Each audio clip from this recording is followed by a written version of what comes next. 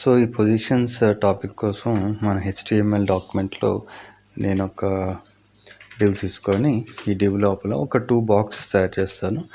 ఒకటి first Apple అనే ఒక పేరుతో ఒక డివ్ అండ్ అలాగే మ్యాంగో అనే పేరుతో ఇంకొక డివ్.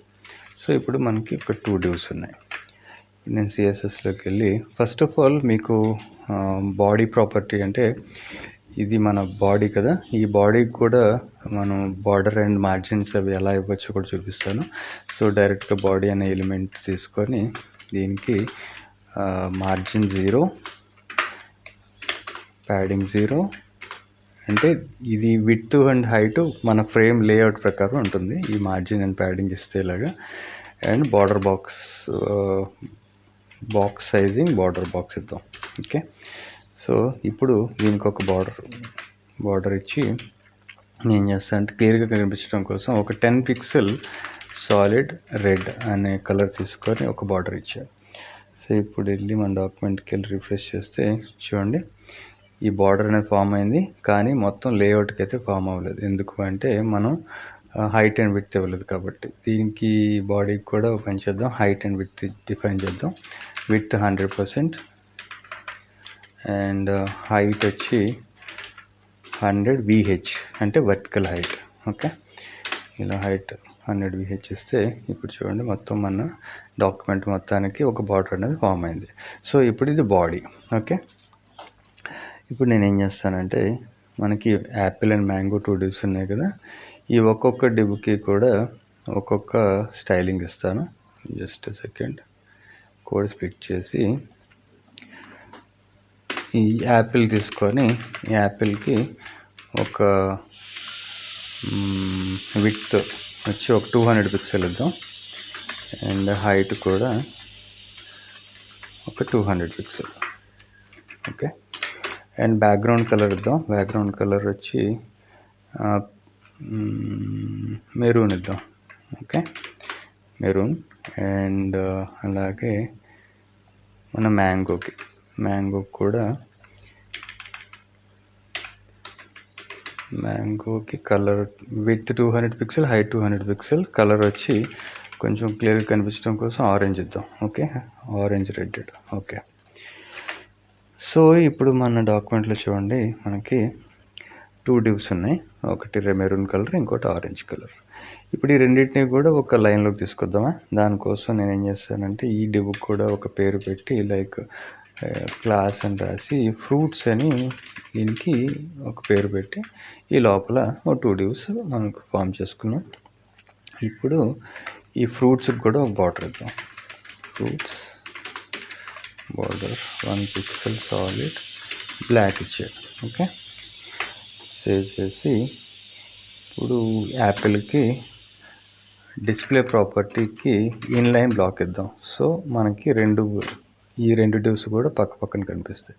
సో ఈ already inline display, inline block ఇవన్నీ కూడా మనం డిస్కస్ చేసుకున్నాం కదా. మీకు ఐడియా లేకపోతే ఆ వీడియోలో చెక్ చేసుకోవచ్చు. దీని ప్రీవియస్ వీడియో కాకుండా మీరు చెక్ చేయండి. ఆ సిరీస్లో మనకి డిస్ప్లే ప్రాపర్టీస్ సంబంధించిన టాపిక్ ఉంటుంది. సో ఇప్పుడు ఇన్లైన్ బ్లాక్ అని ఇచ్చాం. సేవ్ చేయలేదు కదా, డాక్యుమెంట్ సేవ్ చేయాలి. సేవ్ చేసి ఇక్కడికి వెళ్ళి రిఫ్రెష్ చేస్తే చూడండి రెండు ఇప్పుడు ఒక లైన్లోకి వచ్చినాయి. ఇప్పుడు నా కాన్సెప్ట్ ఏంటంటే దీనికి బార్డర్ అప్లై అవ్వలేదు ఫ్రూట్స్కి. Okay, fruit FRUITS fruits.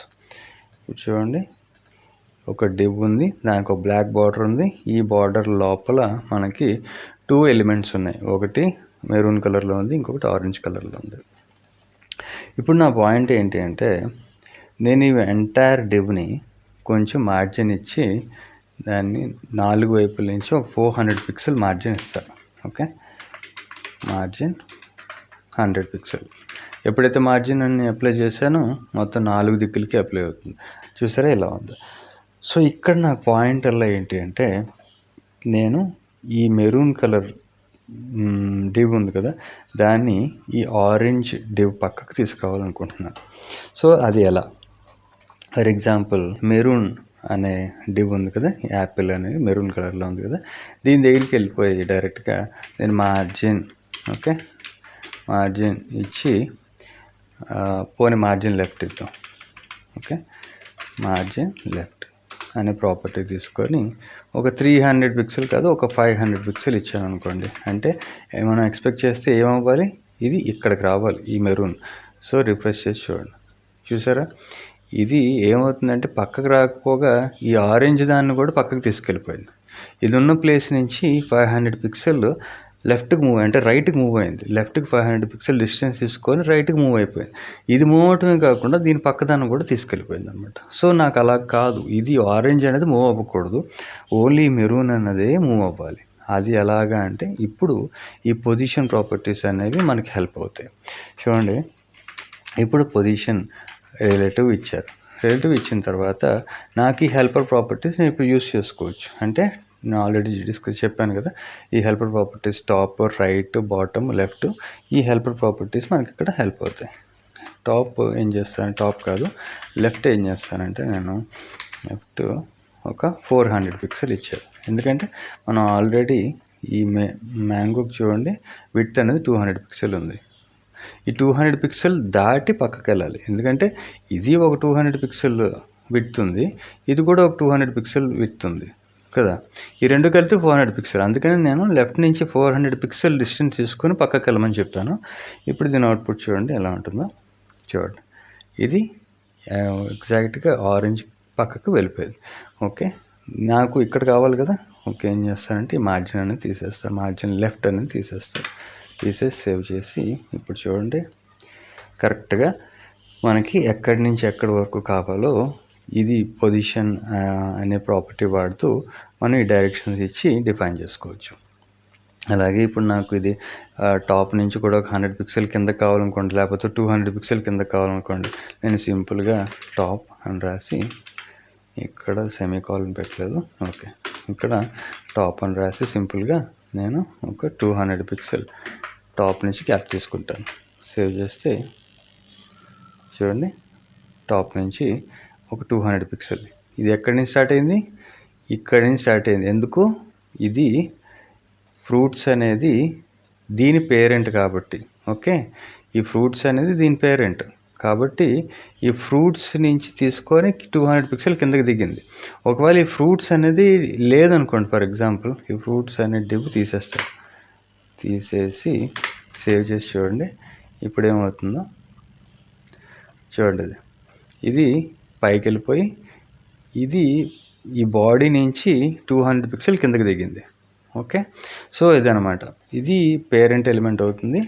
And ఈ పేరెంట్ ఎలిమెంట్ని బేస్ చేసుకొని దీని మెజర్మెంట్స్ అనేవి వస్తాయి. ఈ పొజిషన్ అనే ప్రాపర్టీ యూజ్ చేయడానికి మనకి helper properties 4 directions, top, right, bottom, left, ఈ 4 ప్రాపర్టీస్ మనకు ఉపయోగపడతాయి అన్నమాట. ఓకే, సో ఇది మన పొజిషన్ రిలేటివ్ తాలూకా కాన్సెప్ట్.